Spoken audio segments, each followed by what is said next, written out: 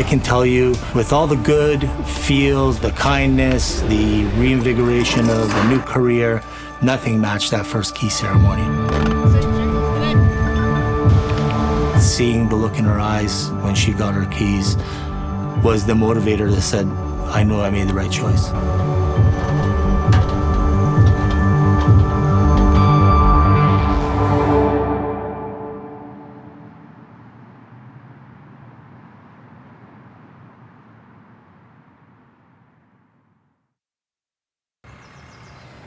I started my company, which was called Crown Exteriors at the time, with basic knowledge of business, but not of how to run a company.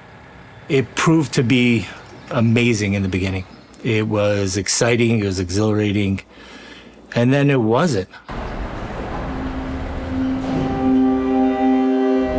Waking up at 4:30 in the morning, and I'd be coming home probably around 8:30 in the evening. It was 300 kilometers a day of driving to and from job sites and meeting with new clients and trying to collect from old clients. And then it became chasing old clients to start paying. My wife was basically the keeper of home. They loved Dad, but Dad was a funny guy, a guy to come and play with them for a few minutes, and that's it. You know, I used to brag that every day of my kids' life, they saw me, but the quality of what they saw early on wasn't really representative of what I wanted to do with them.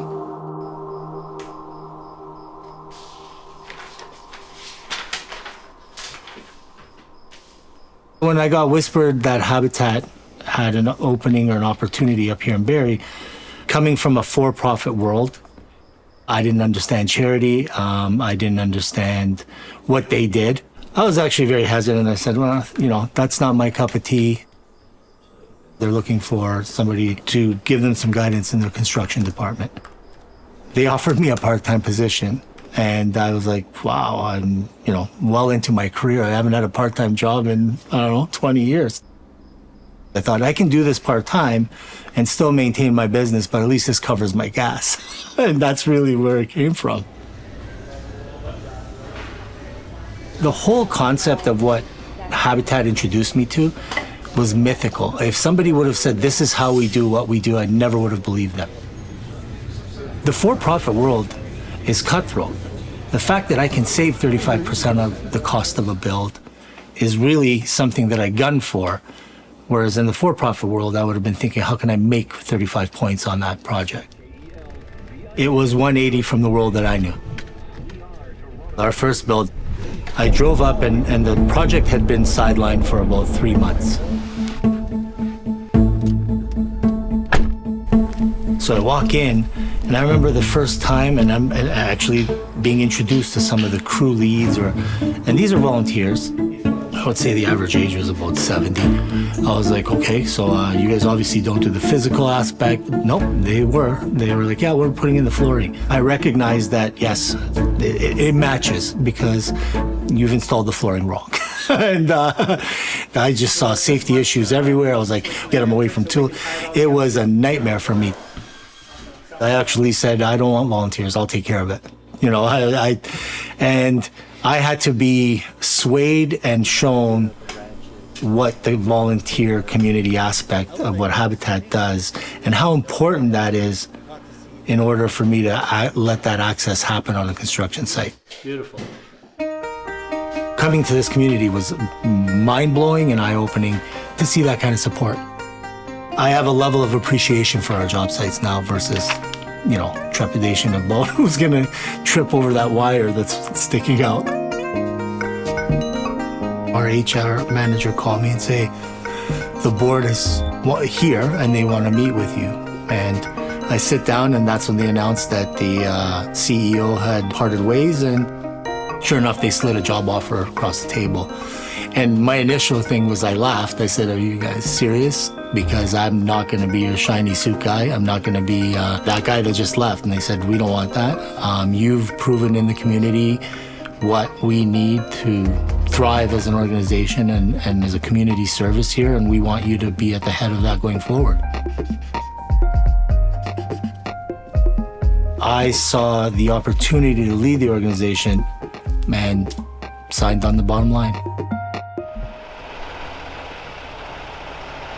Habitat at that time when I came on board, because of some mismanagement, had lost the trust of the community.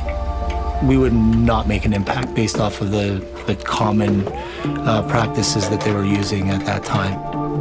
We were in a time where we were just at the cusp of mortgage rates being so low, but housing costs going through the roof. From our perspective, our mortgage model at that time was one where once the family, they received their home, they could sell it, and profits were going into their pockets. I had a lot of people coming to me and saying, Rob, if this is the case, then I'm going to move my philanthropic avenues to other organizations. Okay, this could snowball into us losing everything we've got going and we've built. And changing that mortgage model was key. We don't give away houses for free. We're a program, and I love calling it a program because it is. Habitat used to be a model where this was your forever home, and then I get away from the forever home. I say, this is your starter home. This is your introduction to home ownership. Our program offers the benefit of home ownership, knowing full well that at some point, and our data says usually after 7 years, that they've stabilized financially, career-wise, family structure-wise, to a point that they can move into a traditional mortgage and start their next journey, meaning that that now becomes a home that gets returned to us. Once you alleviate that, costs come down. That actually opens the door from transitional housing and so forth. So in that housing continuum, having the impact in our role to open up doors for the rest of the housing continuum. What I saw that I can immediately impact is how we can extend builds from 1 to 2 units to 10 units to hopefully at some point 50 units a year. We just had my 9th key ceremony, and it was just as impactful as my first.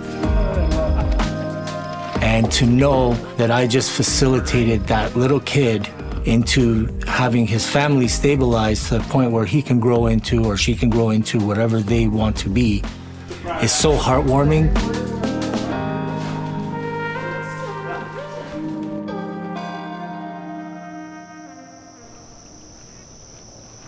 On both sides of business and personal, it was an immense impact right off the bat. I was going home happier. I was having way more time with my kids, and they were seeing the difference immediately. My kids think I'm a rock star, and I keep saying, no. I wish that he wishes he was a rock star. We have a relationship where we actually joke and hang out together. It's something that I never ever would have pictured having if I had gone through and just stayed the course that I was on. My goals changed, simply put. Prior to Habitat, the goals were all about my achievement. These goals are now what we can do in the community. It's all about Habitat's achievements. Kindness really didn't have a measurable for me until I started working here. And then I was like, whoa, this is indispensable. Open your eyes, because mine were closed to everything other than my goal of achieving monetary gain. My goals are community goals, and they're no longer Rob's goals. If you can't commit time, look at other avenues that you can commit to your community, because if your community is strong, believe me, everything around you is better.